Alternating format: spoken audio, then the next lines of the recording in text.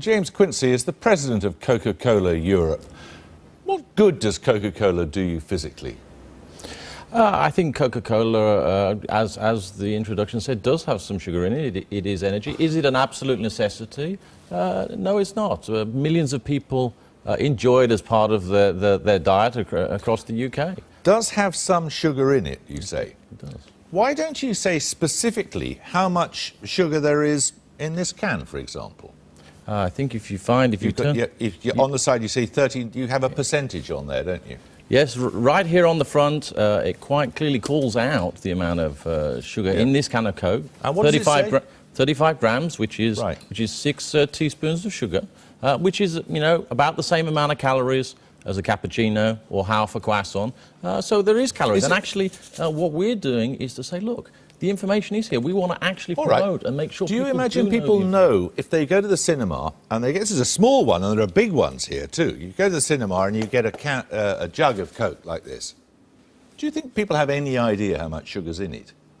And maybe they don't. And I think one of the things we need to do... Look at this.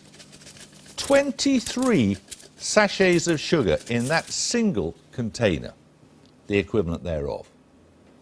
Now, that is a staggering amount of sugar, isn't it?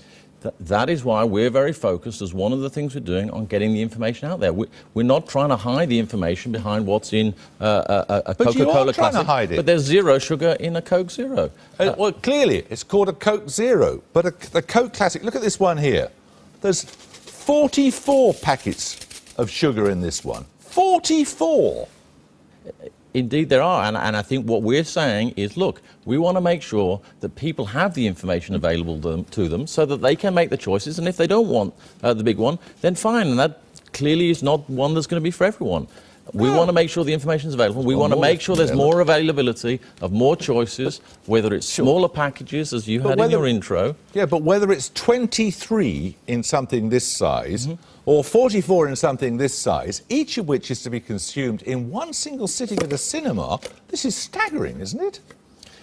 Look, I think we do need to recognise that things need to change, that the bigger cups need to come down. I don't think that we are talking that the world can't change and the world doesn't need to move on.